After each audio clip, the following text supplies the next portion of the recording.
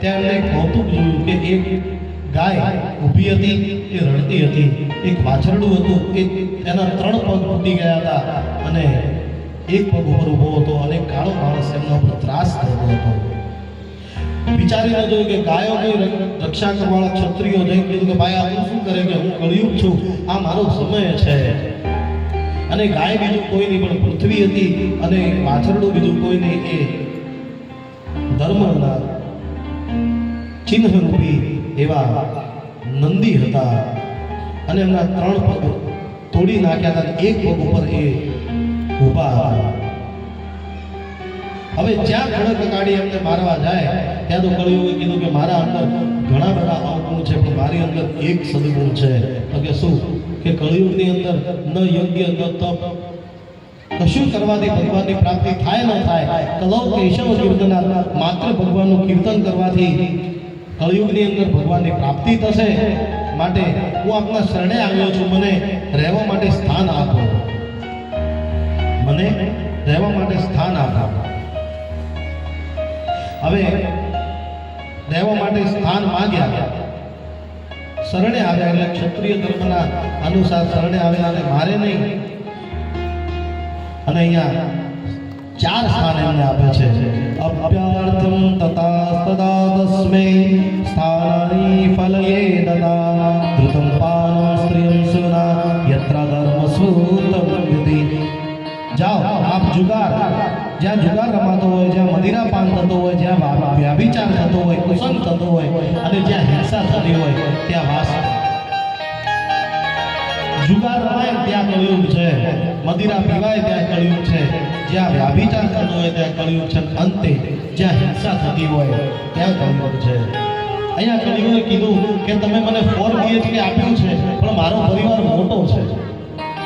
પુનશ્ચ આચમાન યાચમાના ય જાત રૂપ માત પ્રભુ તનો નૃતમ મમ કામમ રજો પ્રેમ ચ પંચમામ. હે રાજા, તમે મને જે સ્થાન આપ્યા છે ને એ ઉચિત સ્થાન નથી, પણ તમે આપ્યા તો સ્વીકાર કરો, એક શ્રેષ્ઠ સ્થાન આપો. મારો પરિવાર મોટો છે, 5 BHK આપો. અને પછી એમને કીધું કે જાઓ અનિતિના ધનની અંદર વાસ કરો. અને એમને વરદાન આપી પછી પાછા ઘરે આવ્યા. આ બાજુ ઘરે આવી અને એક વખત મૃગ્યા કરવા નીકળ્યા. જ્યાં મૃગ્યા કરવા નીકળ્યા સવારથી લઈને મધ્યનો સમય થયો અને કોઈ શિકાર ન મળ્યો એટલે હતાશ થઈ અને શૃંગી ઋષિના આશ્રમે ગયા. જ્યાં શૃંગી ઋષિના આશ્રમે ગયા ત્યાં જઈને કહ્યું કે હે ઋષિ, હું ચક્રવર્તી સમ્રાટ ધર્મરાજ પરીક્ષિત છું, મને તરસ લાગી છે, મને પાણી આપો.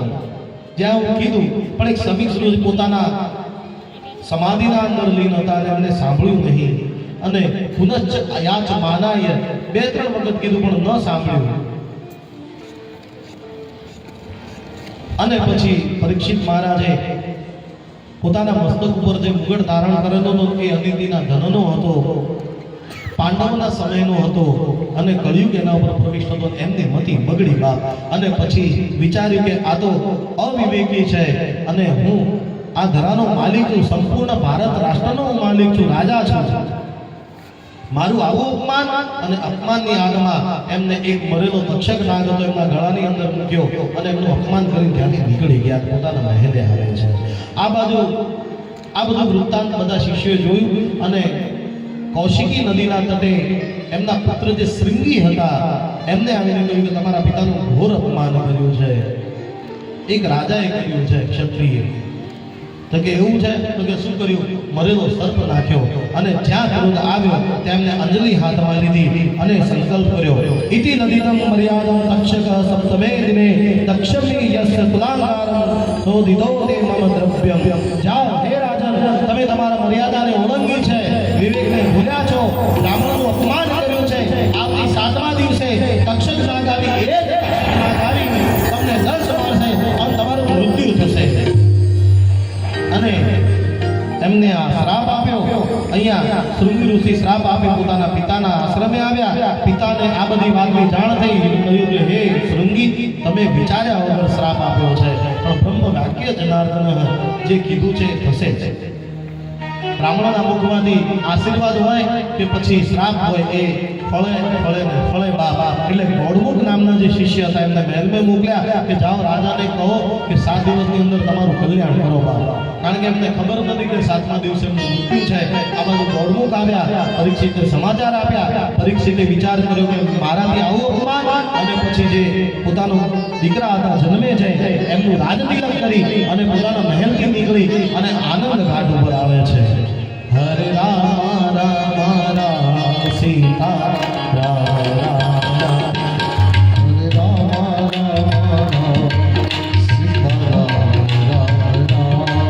હરે રામ રામ રામ સીતા રામ રામ. હરે રામ રામ રામ સીતા રામ રામ રામ. હરે રામ રામ રામ સીતા રામ રામ રામ. હરે રામ રામ રામ સીતા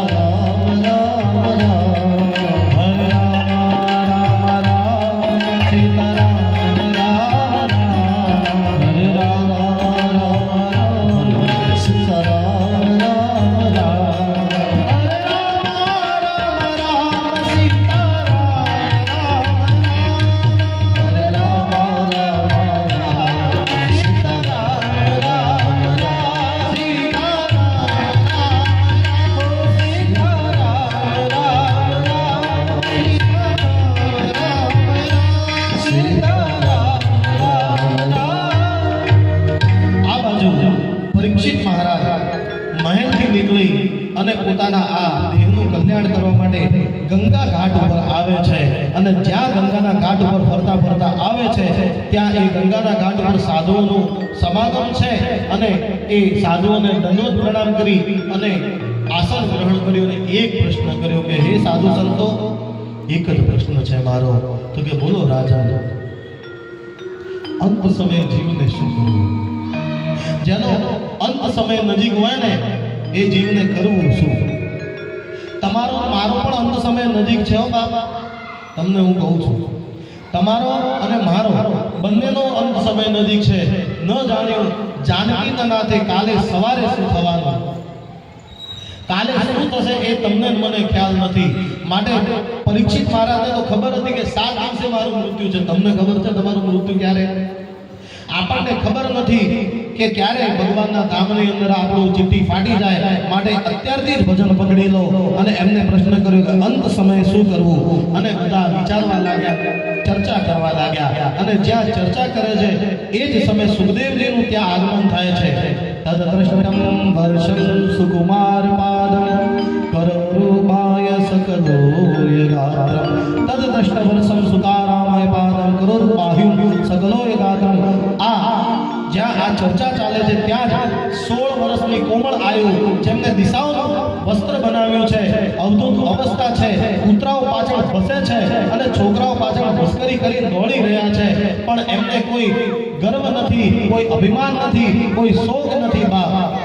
અને પોતાની મસ્તીની અંદર એ ચાલતા આવે છે અને મધ્યની અંદર આવી ઉપસ્થિત થાય છે. અને એમનું તેજ જોઈ સુખદેવજી મહારાજનું અને પરીક્ષિત મહારાજ દંડવત પ્રણામ કરે છે અને પ્રશ્ન કરે છે કે હે પરમ તેજસ્વી, હે મુનિ શ્રેષ્ઠ, એક પ્રશ્ન છે મારો, અંત સમયે જીવને શું કરવું? અને સુખદેવજી કહ્યું કે ભાઈ હજી આવ્યો છો, આસન તો ગ્રહણ કરવા દો. અને પછી એમને આસન આપ્યું અને ગંગાના ઘાટમાંથી પાણી લાવી એમના ચરણોની સેવા કરી અને 16 પૂજન કર્યું. અને 16 પૂજન પછી એમને પ્રશ્ન કર્યો કે અંત સમયે જીવને કરવું શું? એ મને કહો. એમને કીધું હે રાજા, અંત સમયે શું કરવું એ હું આપને કહું. અહીંયા પ્રથમ સ્કંદને વિરામ આપ્યો છે. ઇતિ કૃષ્ણ અર્પણમસ્તુ. અહીંયા આ પ્રથમ સ્કંદ પૂર્ણ થયો અને આપણે બીજા સ્કંદની અંદર પ્રવેશ કરીએ. બીજો સ્કંદ જેનું નામ છે જ્ઞાન વેલા. અહીંયા સુખદેવજી મહારાજ પ્રથમ વકારથી શરૂઆત કરે છે. વર્યાનેશમ તે પ્રશ્નમ કૃતો લોકહિતો નૃપઃ આત્મવિદ સહમતમ પૂષા શ્રોત વ્યાધિપયમ પરઃ. સુખદેવજીના મુખથી પહેલો અક્ષર વ નીકળ્યો. વ એ બીજ મંત્ર છે.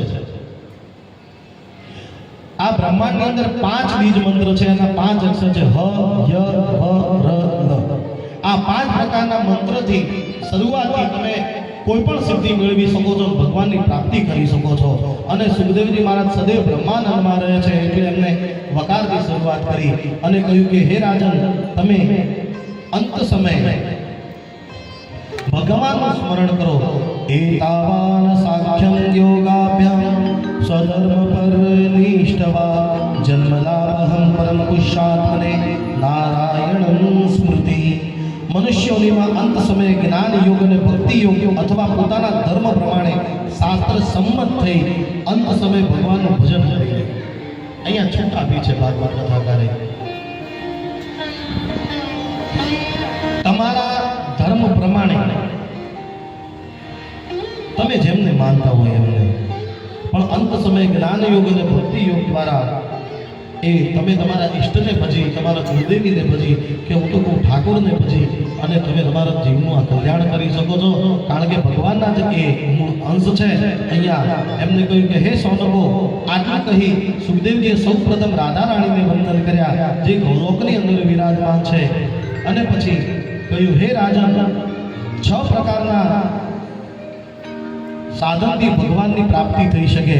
યદ કીર્તન, યદ સ્મરણમ, યદ ક્ષીણમ, યદ વંદનમ, યદ શ્રવણમ, યદ હરણમ, લોકસ્ય સત્યો વિદ્યુનોતિ કલ્મષમ તસ્મે સુભદ્ર સર્વસે નમો નમઃ.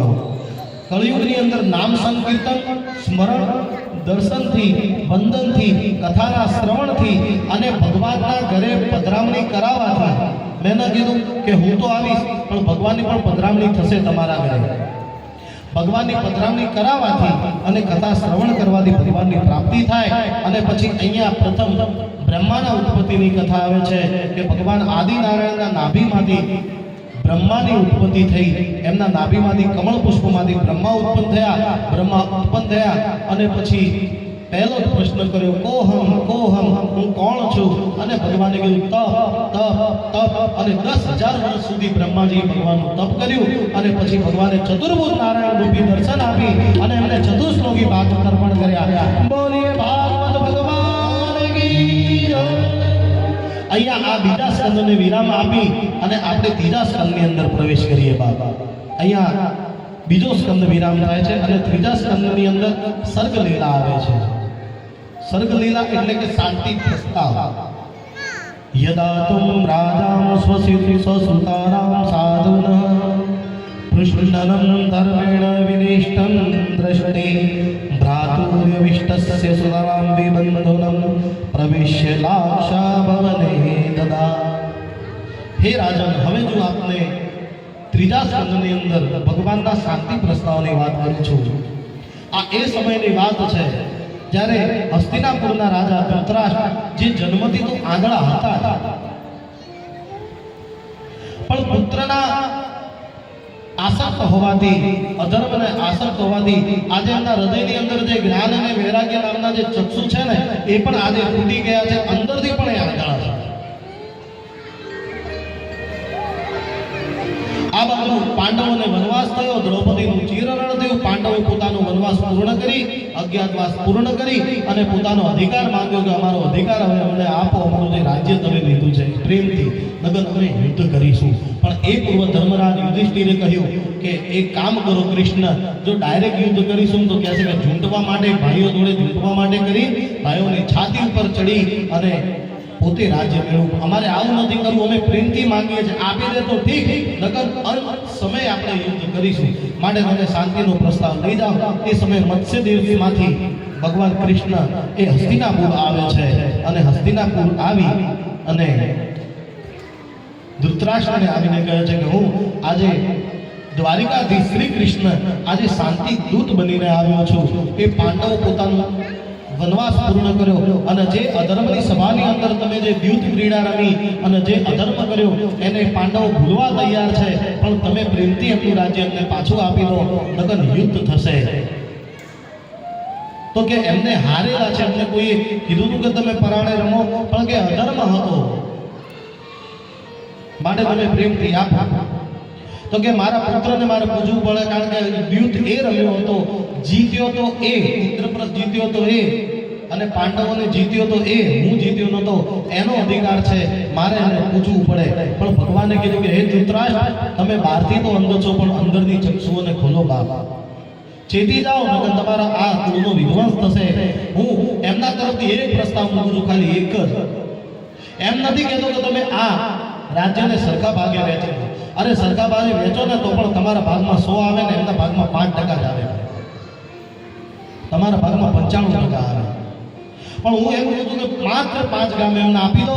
બ્રાહ્મણ એ પાંડવો સુખેથી રહેશે. તો 5 જ ગામ? ઠાકોરજી તો કે હા.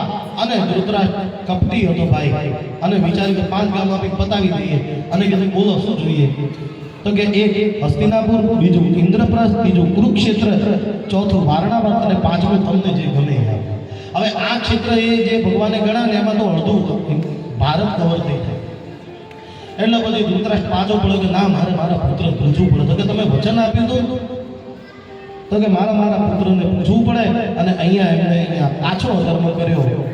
અને જ્યાં 5 ગામની વાત કરી ત્યાં દુર્યોધને કીધું કે 5 ગામ તો ઠીક, પણ એ યુદ્ધ ક્રીડાની અંદર મેં એમને કીધું નતું કે તમે પરાણે રમો. એમની ઈચ્છાથી રમ્યા છે અને સર્વસ્વ હાર્યા છે, માટે મારું જીતેલું હું આપું નહીં. તમે 5 ગામની વાત કરો છો, હું તો એક 100 ઊભી રહે જેટલી ભૂમિ કવર કરે ને એટલી પણ ભૂમિ આપવા હું રાજી નથી. તમારું થાય કરી દે. અને અહીંયા ભગવાન કહે ચેતી જા ભાઈ, ચેતી જા.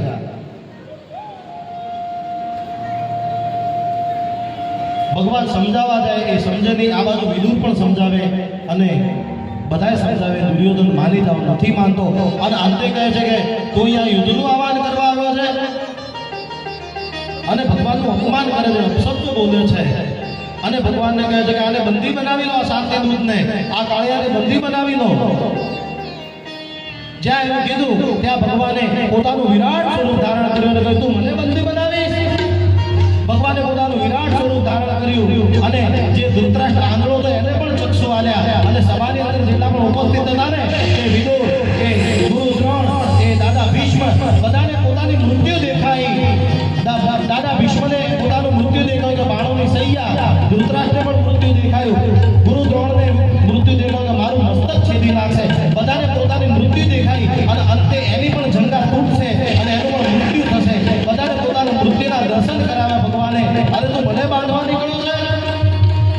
અને જ્યાં ભગવાનની આવી લીલા જોઈ ત્યાં એ પાછો પડ્યો બાપા અને ભગવાનના શરણે આવ્યો છે. એ ઠાકોર આવું નહોતો કહેતો. હવે લાલકડીને લે છે, હવે લાલકડીને લે છે અને ભગવાને બોલાવવાનો પ્રયત્ન કરે કે ઠાકોરજી મારા દેવ, હું તો ભૂમિ તો નહીં આપું, પણ એક કામ કરો, તમે શાંતિ દૂત બનીને આવ્યા છો, કહી દેજો તમે ભૂમિ નહીં આપું, મારા ઘેર ભોજન લેવો. અને જ્યાં ભોજન લેવાની વાત કરી ત્યાં ભગવાને કીધું હું તારા ત્યાં ભોજન લઉં નહીં. નહીં આવ, નહીં આદર, નહીં નૈનો મે નૂર, તે ઘર કદી ના જાઈએ, ચાહે કંચન બરસે મેં. ભગવાન પાપનું ધન અને અનિતિનું ધન સ્વીકારતા નથી. અને પછી ભગવાન કહે છે આજે હું તારા ત્યાં ભોજન નહીં ગ્રહણ કરું. તારું જે ધન છે અનિતિનું છે, મારી પણ બુદ્ધિ બગડે. અને ભગવાન કહે છે કે આજે તું મારા કાકા વિદુરના ત્યાં જઈશ. બંટીનો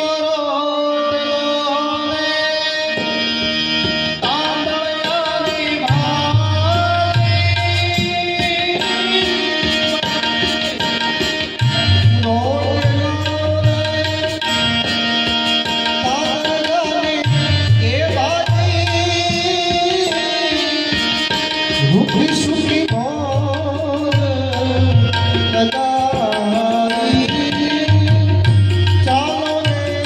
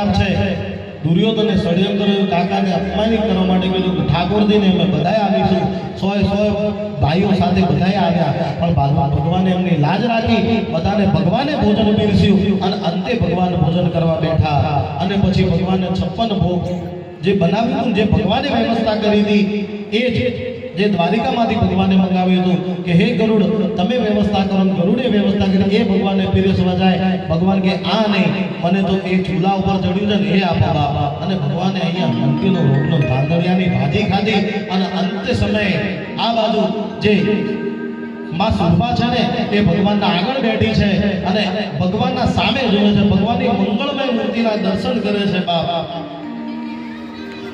આજે અમારે યજમાનના ત્યાં ગયા ત્યારે મેં કંઈક આવું જોયું હતું કે ભગવાનને થાળ ધરાવતા હતા ને ત્યારે અમારા બા યજમાનના એ ભગવાનની સમક્ષ જોતા હતા કે ભગવાન જમે છે. ક્યારેક ક્યારેક આવો ભાવ થવો જોઈએ જીવનની અંદર. ભગવાન જમે ત્યારે આપણું ધ્યાન ભગવાનની અંદર હોવું જોઈએ. ભગવાન તમારા ત્યાં પણ ભોજન લેવા આવે ત્યારે હૃદયથી ભાવ થવો જોઈએ. અંતે ભગવાન જમ્યા બાદ ફળ આપવું પડે ને ભાઈ, જમ્યા પછી એટલે ભગવાનને કેળું અર્પણ કરવા જાય, પણ એ નજર એ ભગવાનના અંદર છે, એ ક્યાંય દૂર નથી થતી અને એક બાજુ કેળાને છોડે પણ અંદરથી ગર્ભ તો ફેંકી દીધો અને છોતરા ભગવાનને આલ્યા, પણ ભગવાને આજે છોતરા પણ ગ્રહણ કર્યા, છોતરા પણ ભગવાને ખાધા છે. બાપા ભગવાનનો અનુગ્રહ તો જુઓ, જ્યારે ભગવાન તમારા પર અનુગ્રહ કરે ને ત્યારે છોતરા પણ ભગવાન ખાઈ જાય. અને અહીંયા વિદુરનું ઉદ્ધાર કરી અને એમનું ભોજન ગ્રહણ કરી ભગવાન પાછા મત્સ્યદેશ ગયા અને ત્યાંથી દ્વારિકા ગયા. આ બાજુ બીજા દિવસે એ હસ્તિનાપુરની ફરી સભા યોજાઈ અને વિદુરને પ્રશ્ન કર્યો ધૃતરાષ્ટ્ર કે હે વિદુર, આપની નીતિ શું કહે છે, શું કરવું જોઈએ? આ બાજુ વિદુરે કહ્યું કે તમે પાંડવોને એમનો અધિકાર આપી દો પ્રેમથી, જે કીધું એ બરોબર કીધું છે, નકર તમારા સમૂળ વંશનો નાશ થઈ જશે. હે ધૃતરાષ્ટ્ર, ચેતી જાઓ, હવે તો જાગો.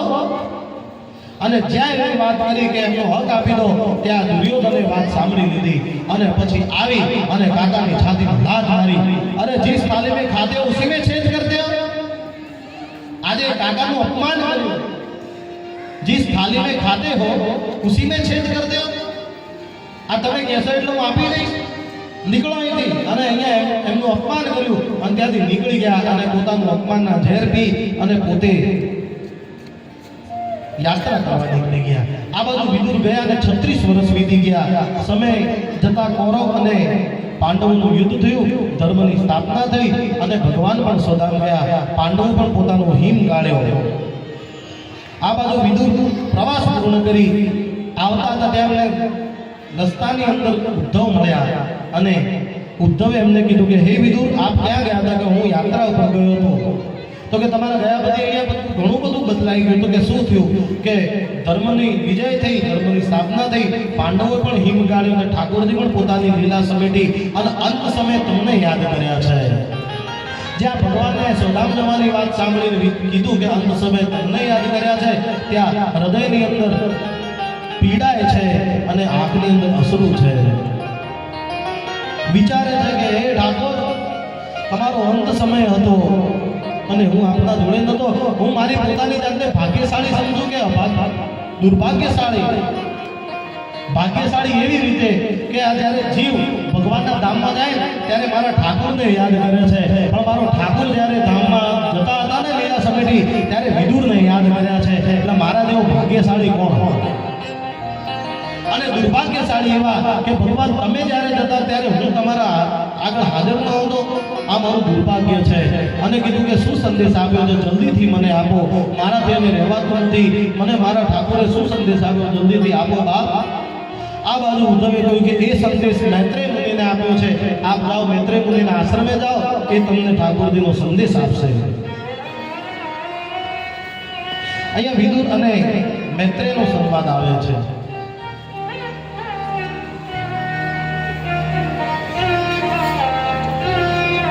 વિદુર મૈત્રેયના આશ્રમે આવ્યા અને મૈત્રેયને પ્રણામ કર્યા અને કહ્યું કે સમય મેળવ્યા વગર મને ભગવાનને જે સંદેશ આપ્યો એ મને કહો. અને પ્રથમ અહીંયા ભગવાનના સંદેશની અંદર બ્રહ્માના ઉત્પત્તિની કથા. બ્રહ્માજીની ઉત્પત્તિ થઈ અને ભગવાને એમને આદેશ કર્યો કે જાઓ સૃષ્ટિનું સર્જન કરો. અને પ્રથમ સૃષ્ટિના સર્જનની અંદર બ્રહ્માજીને સૃષ્ટિની સર્જન કરવાની સનક લાગી અને જ્યાં સનક લાગી ત્યાં એમના સનકમાંથી 4 ઋષિકુમારો ઉત્પન્ન થયા, જેમનું નામ સનત કુમાર છે, ભગવાનનો પહેલો અવતાર. બોલીએ સનત કુમાર મહારાજ કી જય. 4 બાળકો ઉત્પન્ન થયા, સનાતન, સનંદન અને સનત કુમારો. 4 કુમારો ઉત્પન્ન થયા. માત્ર 5 વર્ષની આયુ છે અને લંગોટ ધારણ કરીને ભગવાનના અંશ છે અને બ્રહ્મચર્યનું પ્રતીક છે. બ્રહ્માજીએ કહ્યું કે સૃષ્ટિના વિકાસની અંદર મને સહયોગ આપો. એમને ના પાડી કે અમે ભગવાનનું ભજન કરીશું. અને બ્રહ્માજીને ક્રોધ આવ્યો અને જ્યાં બ્રહ્માજીને ક્રોધ આવ્યો એમની ભ્રુકુટી ત્રાસી થઈ અને જ્યાં ભ્રુકુટી ત્રાસી થઈ એમની ભ્રુકુટીમાંથી રુદ્ર ભગવાનનું અવતરણ થયું. બોલે રુદ્ર ભગવાન કી. રુદ્ર એટલે બીજું કોઈ નહીં, ભગવાન શિવનો જ એક અવતાર. ભગવાન શિવે કહ્યું, એમના અંશે કહ્યું કે બોલો મારા માટે શું આદેશ છે કે સૃષ્ટિના સંચારની અંદર તમે ટેકો આપો. એમને માણસો તો ના બનાવ્યા, ભૂતળાઓ બનાવ્યા. ભૂત પિચાસ પ્રેતીઓની બધું બનાવ્યું. બ્રહ્માજી કીધું કે આટલું બહુ થઈ ગયું, તમે જે બનાવ્યું આ બધી ઉભીટો બનાવી બહુ થઈ ગયો, હવે તમારો સહયોગ પૂરો થયો. અને રુદ્ર ભગવાનને વિરામ આપ્યો. આ બાજુ જે બ્રહ્માજી છે એમને પોતાની માનસિક શક્તિ દ્વારા 10 પુત્રોને ઉત્પન્ન કર્યા સૃષ્ટિના વિકાસ માટે. કયા પુત્ર? મરીચી, અત્રિ, અંગિરા, પુલત્સ્ય, પુલહ, ભૃગુ, વશિષ્ઠ, દક્ષ, કૃતુ અને અંતે નારદ. ત્યારબાદ એમને પોતાના જમણા ભાગમાંથી પુરુષ રત્ન ઉત્પન્ન કર્યું અને પોતાના ડાબા ભાગમાંથી સ્ત્રી રત્ન ઉત્પન્ન કર્યું. જમણા ભાગમાંથી એમને મનુ મહારાજને ઉત્પન્ન કર્યા, જે પૃથ્વીના પ્રથમ માણસ કહો તો ચાલે, મનુષ્ય કહો તો ચાલે. અને ડાબા હાથમાંથી શત્રુપા રાણીને ઉત્પન્ન કર્યા. બંનેના લગ્ન કરાવ્યા અને કહ્યું કે તમે સૃષ્ટિના સંસારની અંદર આ ટેકો આપો. મૈથુન સૃષ્ટિ, મૈથુન ક્રિયા દ્વારા તમે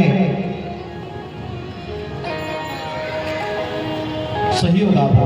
આ બાજુ એમને આ આદેશ કર્યો અને પછી પોતાની વાણીમાંથી માં સરસ્વતીને ઉત્પન્ન કર્યા. યા દેવી સર્વભૂતેષુ મવાણી રૂપેણ સંસ્થિતા નમસ્તસ્ય નમો નમઃ. પોતાની વાણીમાંથી માં સરસ્વતીને ઉત્પન્ન કર્યા અને પોતાની છાયામાંથી કંદર મુનિને ઉત્પન્ન કર્યા.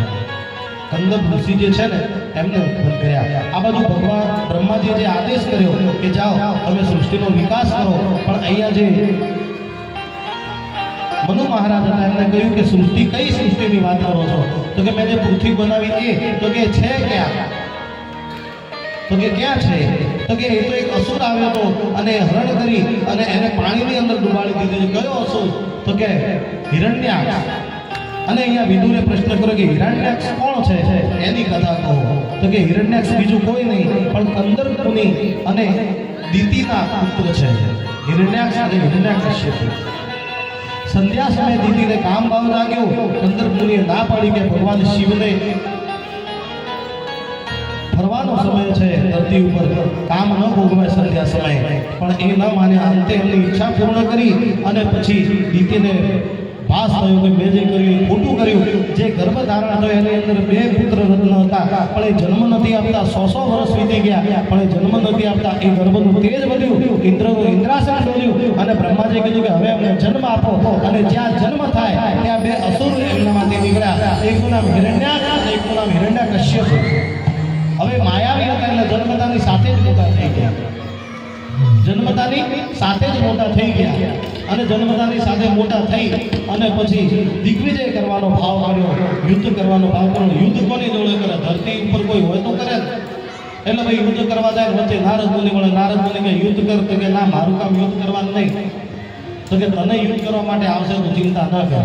અને પછી જે બ્રહ્માજી હિરણ્યાક્ષની વાત સાંભળી ત્યાં ભગવાનની નાસિકામાંથી ભગવાન વરાહ નારાયણનો અવતાર થયો. બોલીએ વરાહ નારાયણ ભગવાન કી. અહીંયા વરાહ નારાયણનો અવતાર થયો. વરાહ નારાયણ એ હિરણ્યાક્ષ જોડે આવ્યા અને કહ્યું કે હે દુષ્ટ, પૃથ્વીને ક્યાં લઈ ગયો છે? એને મુક્ત કર. ના, એ તો મારી છે, મારી છે, મારી છે. ભગવાને કીધું તારી નથી, પણ તે મારું કીધું એટલે હવે હું તને મારું. અને પછી ભગવાનને કહે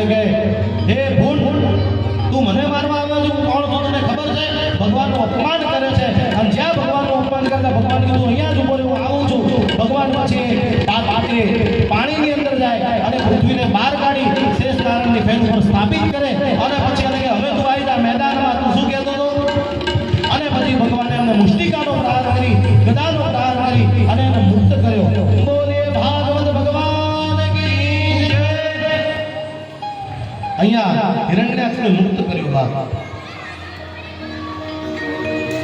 અને પૃથ્વીને સ્થાપિત કરી. હવે સૃષ્ટિનું સર્જન કરવા માટે પ્રથમ મનુ અને શત્રુપાના દાંપત્ય જીવનમાંથી બે પુત્ર રત્નની પ્રાપ્તિ થઈ. એક પ્રિયવંત અને બીજા ઉત્તાનપાદ. 3 પુત્રીની પ્રાપ્તિ થઈ. આહુતિ, આકૃતિ, પ્રસૂતિ અને દેવહૂતિ. કંદર્પને એક વખત નારાયણ તપ કર્યું, કારણ કે એ જે પુત્ર થયા એ તો રાક્ષસ થયા. હવે સુપાત્ર પુત્ર તો જોઈએ, એટલે ભગવાનનું તપ કર્યું અને કહ્યું કે ભગવાન, મારે પુત્ર રત્ન જોઈએ છે. તો કે હા, કાંઈ વાંધો નહીં, હું તમને વરદાન આપું છું. કેવો પુત્ર? તો કે તમારા સમાન પુત્ર જોઈએ. તો કે મારા સમાન તો હું જ, એટલે હું તમારે ત્યાં આવીશ એવું વરદાન આપ્યું. કે તમારી પત્ની કોણ? તો કે મારા લગ્ન હજી બાકી છે. તો કે એની વ્યવસ્થા તમે કરો. અને ભગવાને કીધું કાંઈ વાંધો નહીં, મનુ અને શત્રુપાની જે દીકરી છે પ્રથમ દેવહૂતિ, એમના જોડે આપ લગ્ન કરો. પણ લગ્ન પહેલા એમને કીધું કે હું પુત્ર રત્નની પ્રાપ્તિ થશે પછી હું સંન્યાસ લઈશ. આ બાજુ પુત્ર રત્ન તો નહીં, પ્રથમ 9 દીકરીની પ્રાપ્તિ થઈ. 9 દીકરી એ જ્યાં પ્રાપ્તિ થઈ એ પછી એમને કીધું કે હું સંન્યાસ લઉં. પણ જે માં દેવહૂતિ હતા એમને કીધું કે તમે દીકરીઓનું કન્યાદાન તો કરો, એમને સાસરે વળાવો, પછી તમે જોજો અને મને પુત્ર રત્નની પ્રાપ્તિ કરાવો કે મારું ધ્યાન રાખે. તમે જતા રહો, મારું ધ્યાન કોણ રાખે? અને પછી એમના દાંપત્ય જીવનમાંથી ભગવાન કપિલ નારાયણનો અવતાર થાય છે. બોલીએ કપિલ નારાયણ ભગવાન કી જય. અહીંયા ભગવાન કપિલ નારાયણનો જન્મ થયો અને દેવતાઓ સહિત બ્રહ્માજી સહિત એમના 10 માનવ પુત્ર પણ એ ભગવાનના દર્શન કરવા આવ્યા. અને જ્યાં એ 10 પુત્રો આવ્યા ત્યાં બ્રહ્માજીએ કહ્યું કે તમારે 9 દીકરી છે, મારે પણ 9 દીકરા છે, આપણે વેવાઈ બની જઈએ. અને અંતે એ જે 9 દીકરી હતી એમને પરણાવી. નારદ મુનિ તો બ્રહ્મચારી હતા, એટલે એમને બધી નવી વ્યવસ્થા કરી. અને અંતે કપિલ નારાયણ જે કહેવાય છે દિન પ્રતિદિન મોટા થવા લાગ્યા. આ બાજુ જે કંદર્પ મુનિ હતા એમને વાનપ્રસ્થ લીધું અને પોતાનું શરીર કાઢ્યું, ભગવાનના ધામમાં ગયા. આ બાજુ ભગવાનનું ધામ એમને મેળવી લીધું. ભગવાનનું ધામ એટલે ભક્તિ કરી બાબા, એમને વાનપ્રસ્થ કર્યું, બીજું કાંઈ ભોગવ્યું નથી. આ બાજુ જે કપિલ નારાયણ હતા એ મોટા થયા અને માએ કીધું કે મને અંત સમયે શું કરવું, ભગવાનની પ્રાપ્તિ કેવી રીતે થાય, શ્રેયની પ્રાપ્તિ કેવી રીતે થાય, હે પુત્ર મને કહો. અને ભગવાન એમને લઈ સિદ્ધપુરના અંદર આવ્યા. અને એ સિદ્ધપુરની અંદર ભગવાન કપિલ નારાયણ એમને અષ્ટાંગ યોગ, સાંખ્ય યોગ, જ્ઞાન અને વૈરાગ્યની પ્રાપ્તિ કરાવી, ભક્તિની પ્રાપ્તિ કરાવી અને ઉપદેશ આપ્યો. ત્યાં ઉપદેશ આપ્યો એટલે એને સિદ્ધ ભૂમિ કહેવાય છે, એટલે એનું નામ સિદ્ધપુર પડ્યું. અંતે માં દેવહૂતિએ ત્યાં પદ્માસન વાળી ભગવાનનો ભજન કરી અને પોતાના શરીરને ગાળ્યું અને એમનું ભગવાનના ધામની અંદર એ ગયા. આ બાજુ જે કપિલ નારાયણ હતા એમને એ જ સરસ્વતીના તટ ઉપર પોતાની માતાનું તર્પણ કર્યું. અને પછી ત્યાં તર્પણ કરવાથી એ ભૂમિને માતૃગયા પણ કહેવામાં આવે છે. માતાજીનું તર્પણ કરી અને પછી એ ગંગા સાગર આવ્યા અને એ ગંગા સાગરની મધ્યમાં જઈ એમને આસન ગ્રહણ કર્યું અને પછી ભગવાનનું ભજન કરવા લાગ્યા. અહીંયા ઉત્તરાયણના દિવસે દર્શનનું મહત્વ છે. ત્યારે પણ જાઓ ત્યારે ઉત્તરાયણના દિવસે ગંગા સાગર જઈ અને કપિલ નારાયણના તમે દર્શન કરી શકો છો. અહીંયા તૃતીય સ્કંદ પૂર્ણ થાય છે. શ્રી કૃષ્ણ અર્પણમસ્તુ. અહીંયા તૃતીય સ્કંદ પૂર્ણ થયો અને ચતુર્સ્કંદની અંદર આપણે પ્રવેશ કરીએ. ચતુર્સ્કંદ એટલે વિસર્જન. મૈત્રેય મુનિ ને ચોથા સ્કંદની અંદર મનુ મહારાજ અને શત્રુપા એ બીજી દીકરીની કથા કહે છે. હે મનુ મહારાજ, એમની જે બીજા નંબરની દીકરી છે એમના લગ્ન, આકૃતિના લગ્ન પ્રજાપતિ રુચિ સાથે કરવામાં આવ્યા. જે પ્રજાપતિ રુચિ હતા એમના સાથે લગ્ન કર્યા અને એમના દાંપત્ય જીવનમાંથી પ્રથમ ભગવાનનો અવતાર થયો યજ્ઞ નારાયણ. બોલીએ યજ્ઞ નારાયણ ભગવાન કી જય. અહીંયા ભગવાન યજ્ઞનારાયણનો અવતાર થયો. પછી યજ્ઞનારાયણ જ્યારે યુવાન થયા ત્યારે એમના લગ્ન દક્ષિણા સાથે કરવામાં આવ્યા. અત્યારે પણ તમે કોઈ પણ યજ્ઞ કરવા બેસો ને એટલે અંતે યજ્ઞ પૂર્ણ થાય એ પહેલા હસ્તે જન્માદાય યજમાનોને બ્રાહ્મણો સંકલ્પ દેવડે કે હે યજમાન, તમે જે દક્ષિણાનો સંકલ્પ કર્યો છે ને એ યજ્ઞ પૂર્ણ થાય એના પહેલા એ દક્ષિણા અર્પણ કરવી પડે, ત્યારે જ તમને એ યજ્ઞનું પૂર્ણ ફળ મળે અને પછી તમને પ્રધાન સંકલ્પની અંદર એ યજ્ઞનું તમને પુણ્ય આપી, કારણ કે પત્ની અર્પણ કરો તો જ યજ્ઞ નારાયણ રાજી થાય અને પછી તમને મનવાંછિત ફળ આપે છે. અહીંયા જમવાનું જે કહે છે એ પણ યજ્ઞ કહે છે. તમે જે બ્રાહ્મણોને જમાડો છો ને એ પણ યજ્ઞ છે. બ્રાહ્મણોને ઘેર બોલાવો અને જમાડી પછી જે દક્ષિણા આપો છો એ પણ યજ્ઞ છે. એટલે જમવાનું પણ અહીંયા જમવાનો પણ ભાવ છે. એટલે જેને જેને બ્રહ્મભોજન કરાવવું હોય એ અમારા બ્રાહ્મણોને કરાવી શકો. એ પછી અત્રિ અને અનસૂયાની કથા આવે છે કે કંદર મુનિ અને દેવહૂતિમાની 9મી કન્યામાંથી એક દીકરી અનસૂયા, એમને સંતાન સુખ ન હતું. અત્રિ મુનિએ ભગવાનનું તપ કર્યું. માં અનસૂયા પત્ની વ્રતા હતા અને એમનું પત્ની વ્રતાનું પારખું લેવા ત્રણેય દેવ આવ્યા અને ઋષિઓનો વેશ ધારણ કરી અને કહ્યું ભિક્ષામ દેહી, અને કહ્યું કે લો ભિક્ષા. તો કે આવી રીતે નહીં, નિર્વસ્ત્ર થઈ અમને ભિક્ષા આપો. અને માં સમજી ગયા કે આ કોઈ સામાન્ય ભિક્ષુક નથી અને ત્રિકાળ જ્ઞાન કરી ગયા, જોયું કે આ તો ભગવાન છે. પછી અંજલિ લઈ એમના પર છાંટી અને એમને બાળક બનાવી દીધા અને પછી નિર્વસ્ત્ર થઈ એમને સ્તનપાન કરાવ્યું અને માતૃભાવ અર્પણ કર્યો. બાપા અહીંયા ત્રણેય બાળકોને અહીંયા એમને ઉછરે છે. આ બાજુ ત્રિદેવી આવી, કારણ કે ત્રણેય લોક ખાલી થઈ ગયા, વિષ્ણુલોક, શિવલોક અને બ્રહ્મલોક, અને ત્રણેય દેવી આવી એમને ફરી છોડાવે છે.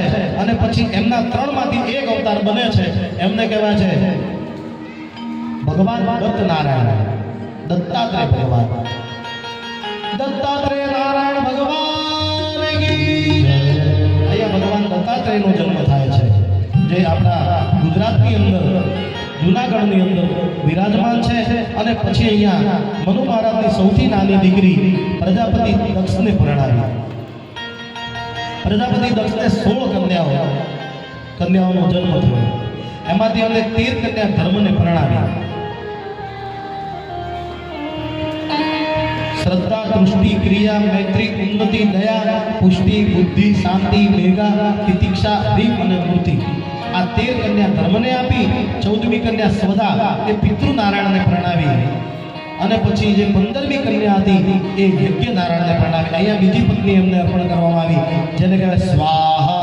જ્યારે બ્રાહ્મણો તરફથી જે આહુતિ દેવામાં આવે અને બ્રાહ્મણ કે સ્વાહા, એ એમની પત્ની છે અને એ ન બોલો તો એ આહુતિ ગણતરીમાં ન લેવાય, એ બોલો તો જ ગણતરીમાં લેવાય. એટલે અહીંયા એમને પણ અહીંયા પત્ની અર્પણ કરી. અને 16મી જે એમની દીકરી હતી એ સતી. હવે સતી જે હતી એ તો નાનપણની અંદર એમના ગુરુ જે નારદ મુનિ હતા એમના કહેવાથી ભગવાન શિવના ભક્ત હતા, પણ એ જે દક્ષ છે એમને ગમતું નથી. પણ અંતે શિવ અને પાર્વતી, સતી અને પાર્વતી, સતી અને ભગવાનના લગ્ન થાય છે. પણ આ બાજુ એક દિવસનો સમય છે કે ભગવાન માં સતીને અમર કથા કહે છે. ભગવાનની અમર કથા કહે છે એ પોતાના નિજ ધામની અંદર. અને એ જ સમયે એ જ્યારે એ કથા કહેતા હતા ત્યારે ભગવાને પહેલા જ કીધું કે સતી, હું આપને કથા કહું છું, તમે ઊંઘી જાઓ છો. અને તમારા કારણે એ પોપટે કથા સાંભળી અને એ વિદ્વાન થઈ ગઈ. સુખદેવજી મહારાજની વાત છે. હવે કે તમે ઊંઘતા નહીં. હવે કે હા, એમ કીધું કે હા ભગવાન, હું હવે નહીં ઊંઘું. પણ અહીંયા ઊંઘવાની તો વાત ક્યાંય રહી. પણ એ જ સમયે દેવતાઓ એ પોતપોતાના વિમાનની અંદર બેસી તૈયાર થઈ અને હિમાલય ઉપરથી નીકળવા લાગ્યા. જ્યાં હિમાલય ઉપરથી નીકળે ત્યાં સતીનું ધ્યાન થાય છે. સતી બિલો કે વ્યોમ વિમાન જાતે ચલે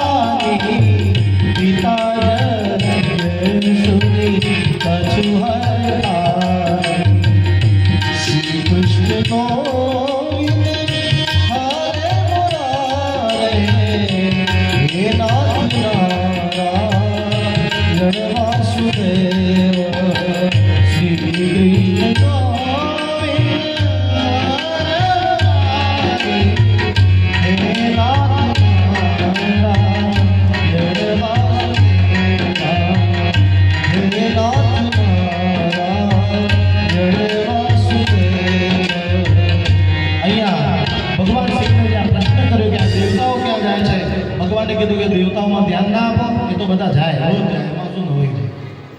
પણ કે આજે આપણા ઉપરથી કેમ જાય છે? રોજ તો નીકળતા છે, પણ આપણા ઉપરથી નીકળે છે એનું કંઈ કારણ હશે. દેવતાઓ પણ જોવાનું છે ને, મય પોતાની લીલાઓ કરે છે, સારી ન સારી ભગવાનની જ લીલા છે. પણ આ બધું દેવતાઓને જોઈ અને સત્ય પૂજ્ય ક્યાં જાય છે? ભગવાને કીધું કથામાં દાનવો ન માન્યા પહેલા એ કહો કે એ ક્યાં જાય છે. એટલે પછી ભગવાને કીધું કે તમારા પિતાએ કંકલ ક્ષેત્રની અંદર એક યજ્ઞ રાખ્યો છે, જે તામસિક યજ્ઞ છે, એની અંદર જાય છે. તો કે મારા પિતાએ યજ્ઞ રાખ્યો હોય તો કે આપણે ન જવું જોઈએ, આપણે તો પહેલા જવું જોઈએ વ્યવસ્થા જોવા માટે. તો કે આપણને આમંત્રણ નથી થતી, આપણે જવાય નહીં. તો કે ભગવાન કદાચ ભૂલ થઈ ગઈ હોય, યજ્ઞની તૈયારીઓની અંદર કદાચ કહેવાનું ભૂલી ગયા હોય, બને ને એવું, તો કે બની શકે. પણ કે એમને ભૂલથી નથી કીધું એવું નથી, પણ મારું અપમાન કરવા માટે કીધું છે. અને એમના પૂર્વ સમયની વાત કરી કે મારાથી ભૂલથી જ્યારે તમારા પિતાને પ્રજાપતિની પદવી મળી અને હું ઊભો ન થયો, એ વાતનો બદલો લેવા માટે આજે એમને આ યજ્ઞનું આયોજન કર્યું છે, મારું અપમાન કરવા માટે. માટે આપણે જવાય નહીં. માં સતીએ કીધું કે આવું બને નહીં, તમે કહો છો પણ હું માનતી નથી. તમે જ કીધું હતું ભગવાન કે મિત્રના ત્યાં, ગુરુના ત્યાં, કથાની અંદર અને પિતાના ત્યાં વગર આમંત્રણે જવાય. એક તો મિત્રના ત્યાં, ગુરુના ત્યાં, કથાની અંદર, એમાં આમંત્રણની જરૂર ના પડે, પત્રિકા મળી કે ન મળી, બરોબર. અને અંતે પિતાના ત્યાં આમંત્રણની જરૂર ના પડે. તમે નતો કીધું કથાની અંદર? તો કે હા મેં કીધું હતું, પણ કે એ સમય ઉપર સારું લાગે. અત્યારે તમારા પિતાના ત્યાં પ્રસંગ છે અને આપણને આમંત્રણ નથી, આપણે જવાય નહીં. સતી માન્યા નહીં, હું તો જઈશ. ભગવાને કીધું આવત હી હરસે નહીં નૈનન સહે, તુલસી વહાં ના જાય ચાહે કંચન બરસે રે. જ્યાં ભગવાને આવ્યું ત્યાં પણ એ માન્યા નહીં, અને અંતે નીકળવાની વાત કરી ત્યાં ભગવાન શિવે કહ્યું સતી જાઓ છો તો ખરી, હું તો ના પાડું છું, તમારું કલ્યાણ નહીં થાય. પણ આ સતી માન્યા નહીં. ભગવાને કીધું કાંઈ વાંધો નહીં, આપ આપની ઈચ્છા પૂરી કરો છો. નારી હર એની આગળ કોઈનું ના ચાલે. યોગી હટ, બાળ હટ, રાજ હટ, આ 4 પ્રકારની જે હટ છે ને એ પોતાની હટ પૂરી કરીને રહે. અહીંયા નારી હટ આગળ ભગવાન શિવે પણ શસ્ત્ર મૂકી દીધા, નહીં માને. અને પછી માં સતી ત્યાંથી આવે છે. ભગવાન શિવે પોતાના શિવગણ એમની સાથે મોકલ્યા અને જ્યાં દક્ષ ક્ષેત્રની અંદર આવે એ યજ્ઞની અંદર પ્રથમ જ એમને એમની બહેનો મળી અને કહેવા લાગ્યું કે એકલા કેમ આવ્યા? પેલા અવધૂત ક્યાં છે? તમારા ઘરવાળા અને હજી ઘર બાંધ્યા કે પછી એ જ શમશાનની અંદર વાસ કરો છો? આવા કટુ વચનો બોલવા લાગે છે. જો બોલ્યા નહીં તો પરોણે આયા. આ બહેનો અહીંયા બોલે છે, પણ માં સતીએ સ્વીકાર કરેલો કાંઈ વાંધો નહીં, બહેનો છે, નાની છે, કયા કરે, આપણે બહુ વિચારવા નહીં. પછી થોડાક દૂર જાય ત્યાં એમને માં મળ્યા અને માએ કીધું કે હે દીકરી, તમે અહીંયા કેમ? તો કે પિતાએ યજ્ઞ રાખ્યો છે, મારે તો આવવું જ પડે ને. તો કે તમારા પિતાએ તમારા ઘેરથી અપમાન કરવા માટે યજ્ઞ રાખ્યો છે, તમારથી ન હોય, તમને આમંત્રણ આપ્યું નથી, તમે કેમ આવ્યા? તો કે મારા પિતાના ત્યાં આવવા માટે આમંત્રણની શું જરૂર? તો કે તમારું અપમાન થશે, તમે ન જશો. તો કે એવું ના બને, મને મારા પિતા પ્રત્યે વિશ્વાસ છે. અને અંતે યજ્ઞશાળાની અંદર આવે અને જ્યાં યજ્ઞશાળાની અંદર આવે સમસ્ત દેવતાઓ વિરાજમાન છે અને એમાં શિવનું આસન નથી. અને જ્યાં શિવનું આસન નથી ત્યાં સતી ક્રોધે બનાયા. સુનહુ સભાસદ સકલ મુનિંદા કહી સુનઈ જીન શંકર નિંદા. હે સભાસદ સાંભળી લો, સુનહુ સભાસદ સકલ મુનિંદા કહી સુનઈ શંકર પદ લીધા. આજે તમે જે કાર્ય કર્યું છે ને, આજે શિવનું સ્થાન નથી. અરે જે યજ્ઞની અંદર શિવ ના હોય ને એ યજ્ઞ અપૂર્ણ રહે છે. અહીંયા શિવ નથી, તમે અહીંયા બેઠા છો. દેવતાઓને કહ્યું તમારું કલ્યાણ નહીં થાય. આ બાજુ દેવતાઓ ઉપરથી માં સતી પોતાના પિતા તરફ આવે કે હે પિતા, મને તો એમ હતું કે તમને મારા પ્રત્યે પ્રેમ છે,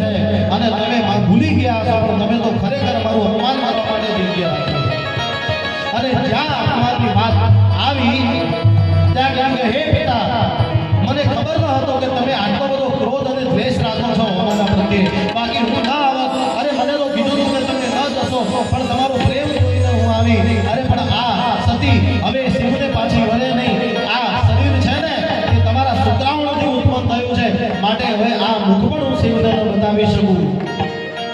અને પછી યજ્ઞનારાયણને કે હે યજ્ઞનારાયણ મને બળીને ભસ્મ કરો. પણ યજ્ઞનારાયણ કહ્યું મારે અંદર તાકાત નથી, હું તમારામાંથી હું ઉત્પન્ન થયેલું છું, મારી અંદર ક્ષમતા નથી. અને પોતાના જમણા પગના અંગૂઠામાંથી એમને યોગાગ્નિ ઉત્પન્ન કરી અને પોતે બળીને ભસ્મ થાય. મરતા મરતા ભગવાન જોડે વરદાન માંગે. સતી મરત હરી સમવર મારા જન્મ જન્મ શિવ પદ અનવારા શ્રી કૃષ્ણ ગોવિંદ હરે મુરારે હે નાથ મારા જય વાસુદેવ હે નાથ મારા જય વાસુદેવ હે નાથ મારા જય વાસુદેવ. માં સતી બળીને ભસ્મ થયા, એમનો દેહ ત્યાં પડ્યો છે. આખી સભા આજે વાતાવરણ બદલાઈ ગયું ભાઈ. અને જે શિવગણ ધમાલ કરવા લાગ્યા, વિદ્વાંસ કરવા લાગ્યા. એક શિવગણ આવી અને કૈલાસની અંદર આવી શિવને કહ્યું કે ભગવાન માં સતીએ પોતાના દેહનો ત્યાગ કર્યો અને ભગવાનનું ત્રીજું નેત્ર ખુલ્યું છે અને તાંડવ કરવા લાગ્યા.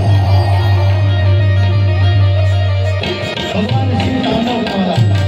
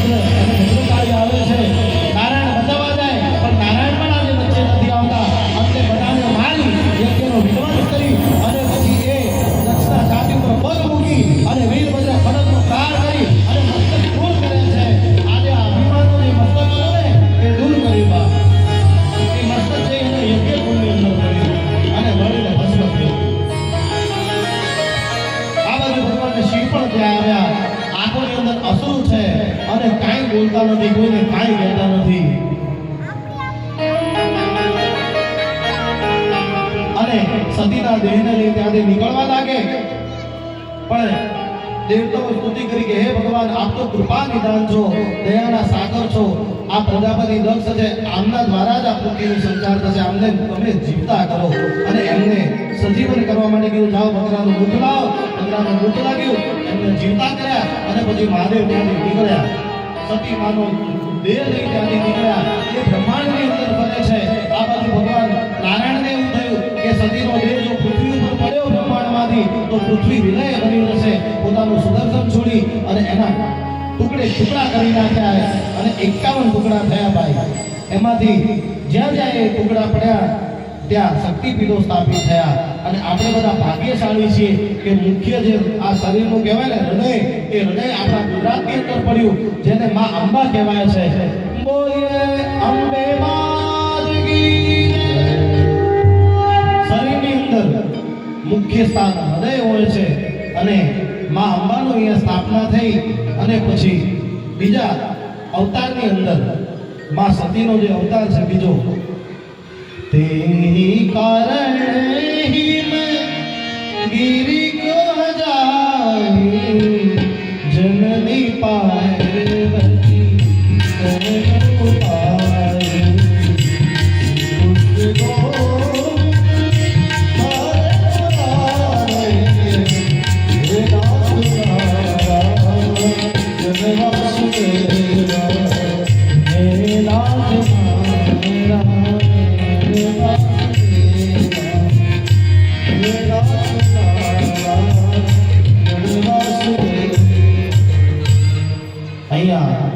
સતીનો બીજો અવતાર પાર્વતીનો થયો.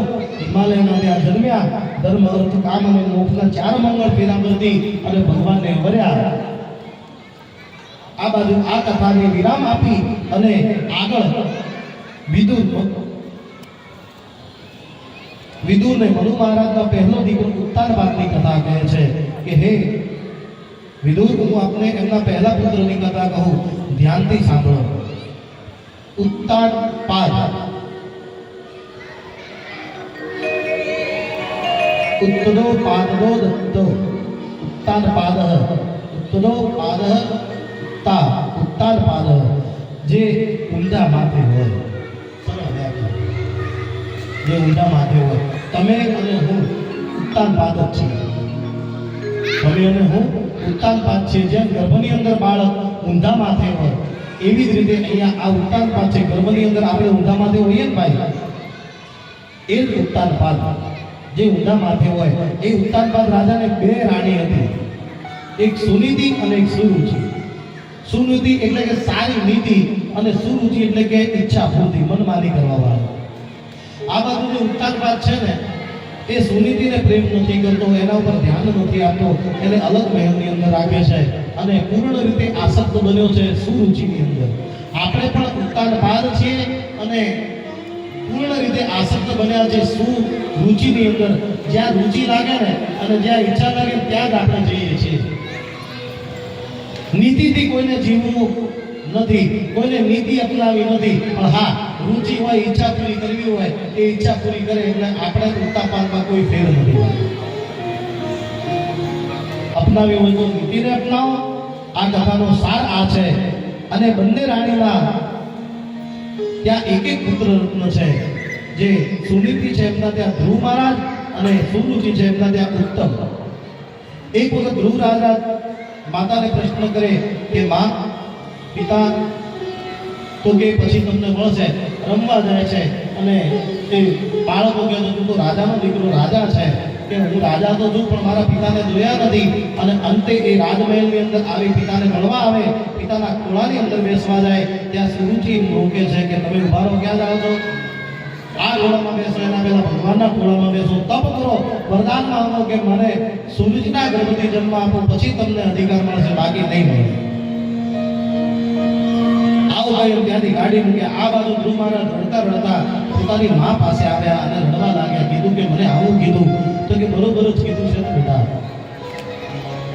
એ પિતાના ખોળો, એ પિતા તો એક સમય સુધી પણ તમને તો ભગવાનના ખોળામાં બેસવાનું કીધું, એનાથી મોટો કોઈ પિતા છે નહીં, એ તો જગત પિતા છે. અને પછી કીધું કે પિતા મળે ગયા, તો કે અત્ર તત્ર સર્વત્ર હરિ વ્યાપક સર્વત્ર સમાના પ્રેમ દે પ્રગટ હોઈ મેં જાના. ભગવાન ક્યાં નથી, જાઓ ભગવાનનું ભજન કરો. અને માત્ર 5 વર્ષની કોમળ આયુ ભગવાનનું ભજન કરવા નીકળ્યા. આ બાજુ એ ભગવાનનું ભજન કરવા જાય ત્યારે રચે નારદ મુનિ મળે. એમને કહ્યું કે ભગવાનનું ભજન તમારી ઉંમરમાં ના થાય, રમવાની ઉંમર છે, રમો. પણ આ બાજુ દ્રઢ સંકલ્પ લઈને નીકળ્યા. નારદ મુનિ સમજાવે પણ માને નહીં. અંતે કીધું કે તમે મને કોઈ ગુરુ મંત્ર આપો. અને પછી એમને નારદ મુનિએ ગુરુ મંત્ર આપ્યો કે ઓમ નમો ભગવતે વાસુદેવાય ધીમહિ પ્રદ્યુમ્નાય અનિરુદ્ધાય નમઃ સંકર્ષણાય છે.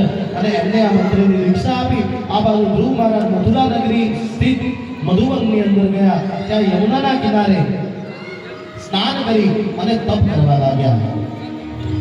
माया है 2 प्रकार की जो खरी रीति से खाए, एक मिलावे मेरे राम को दूजी नरक ले जाए. આજે આ બાળકનો ભગવાનની પ્રાપ્તિ કરવા માટે નીકળ્યું છે બાપ. અને પ્રથમ મહિને ભગવાનનું જ્યાં તપ કરે છે ત્યાં 3 દિવસના અંતરે ફલાહાર કર્યો. બીજા મહિને 6 દિવસના અંતરે પાનઘાટ, 9 દિવસના અંતરે યમુનાપાન અને ચોથા મહિને 12 દિવસના અંતરે વાયુનું ખાલી ભક્ષણ કરી અને ભગવાનનું ભજન કરવા લાગ્યા. અને 5મા મહિને તો પછી પોતાના પગના અંગૂઠા ઉપર સ્થિત રહી અને સાંગ યોગ અને અષ્ટાંગ યોગને સિદ્ધ કરી એવો પ્રાણાયામ ખેંચ્યો કે આ ધરતીનો પ્રાણવાયુ ખેંચી લીધો. અને પછી પ્રાણવાયુ ખેંચીને ભગવાનનું સ્મરણ કરવા લાગ્યા. આ બધું ધરતી ત્રાહી થઈ. ઇન્દ્રનું ઇન્દ્રાસન બોલ્યું કે પ્રાણવાયુ ક્યાં ગયો, મારું આવું ઘોર તપ કોણ કરે છે. અને પછી ભગવાન જોડે આવે. ભગવાને કહ્યું કે તમે ચિંતા ન કરો, હું આનું નિરાકરણ લાવીશ. ભગવાને ત્રિકાળ જ્ઞાનથી જોયું કે એક બાળક તપ કરે છે. ભગવાન આજે દોડતા આવે છે, શંખ ચક્ર ગદા પદ્મ લઈ ગરુડ ઉપર વિરાજમાન થઈ અને ધ્રુવ મહારાજ તરફ ભગવાન દોડે છે. જો વેટ કરે તો બધા મરી જાય બાપ, કારણ કે બધા પ્રાણવાયુ ખેંચી લીધો, તો શ્વાસ જ ના લેવાય, ઓક્સિજન બધું જ ખેંચી લીધું આ સૃષ્ટિમાં. ભગવાન આજે દોડ્યા છે. જુઓ ભગવાનનો અનુગ્રહ તો જુઓ. ક્યારેક ભગવાનની ભક્તિ એવી કરો કે ભગવાન પાસે આપણે ના જવું પડે અને ભગવાન આપણી સામે દોડતા આવે. અને એ આવી અને કહ્યું કે હે ધ્રુવ જાગો, હું આવી ગયો. ધ્રુવ નારાયણ જાગતા નથી. અને અંતે પછી એમનો વિગ્રહ જે હૃદયની અંદર સ્થિત હતો ભગવાને એમને મિટાવ્યો. ધ્રુવ મહારાજ જાગ્યા અને એમની ખોળાની અંદર જઈ બેઠા. બોલો શું જોઈએ? તો કશું જોઈતું નથી, તમારા ખોળાની અંદર બેસો. ભગવાન આનાથી વિશેષ કાંઈ જોઈતું નથી. અને આપવું હોય તો તમારું ધામ આપો. ભગવાને કીધું કે તમે બાળક છો, તમારે હજી ભોગવાનું ઘણું બાકી છે, તમારે ભોગવાનું ઘણું બાકી છે. માટે જાઓ, રાજ્યની ઉપર તમે સુખથી રાજ કરો. 36,000 વર્ષ સુધી એમને રાજ કર્યું. અને અંતે તમને ધ્રુવ લોકની અંદર હું સ્થાન આપીશ. મારા વિમાન તમને લેવા આવશે. આ બાજુ ધ્રુવ મહારાજ રાજ કરતા હતા. એમના ભાઈ જે ઉત્તમ છે એમને યક્ષોએ વધ કર્યો. આ બાજુ યક્ષોનો વધ ધ્રુવ મહારાજે કર્યો. અને પછી ધ્રુવ મહારાજે સમય જતા વત્સન, એમના દીકરા વત્સનને ગાદી સોંપી. અને પછી રામઝુલા નજીક આવી અને ભગવાનનું ધ્યાન કરવા લાગ્યા અને તપ કરી ભગવાનનું વિમાન એમને લેવા આવ્યું. અને અંતે ધ્રુવ લોકની પ્રાપ્તિ થઈ. બોલી ધ્રુવ મહારાજ કી જય. એમના જ વંશની અંદર આગળની જે કથા છે પૃથુનારાયણ ભગવાનની કથા આવે છે કે હે વિદુર, ધ્રુવના જ વંશમાં અંગ નામના રાજા થયા. અંગના ત્યાં વેન થયા. વેન એ ભ્રષ્ટાચારી રાજા હતો. અને ભ્રષ્ટાચારી હોવાથી એક દિવસ પ્રજાએ એના ઉપર હુંદર કર્યું અને પછી પ્રજાએ મૃત્યુદંડ આપ્યો. હવે ગાદી સુની પડી, રાજ કોણ કરે? એટલે પછી એમના હાથમાંથી બ્રાહ્મણોએ મંથન કરી અને મંથન કર્યું ત્યાં પૃથ્વીનારાયણ ભગવાનનો અવતાર થયો. બોલે પૃથ્વીનારાયણ ભગવાન કી જય. પૃથ્વીનારાયણ ભગવાને પહેલા ખેડૂત એ હતા જેમને અનેકો ખનીજો, તત્વો, અનાજો એમની પ્રાપ્તિ કરાવી. જે અહીંયા ખેડૂત બેઠા હોય, તમને કોઈ પૂછે તમારા વડવા કોણ, ગુરુ કોણ, તો કહેજો કે પૃથ્વીનારાયણ. પ્રથમ ખેતી એમને કરી. આપણે ભોગવીએ છીએ ને પૃથ્વીનારાયણની દેન છે, જે કહીએ છીએ પૃથ્વીનારાયણની દેન છે. અંતે એક દિવસ એવું થયું કે મારે અશ્વમેઘ યજ્ઞ કરવો છે. અશ્વમેઘ યજ્ઞ કરવા જાય ત્યાં ઇન્દ્રનું ઇન્દ્રાસન ડોલ્યું. ત્યાં સોમો યજ્ઞ પૂર્ણ થાય.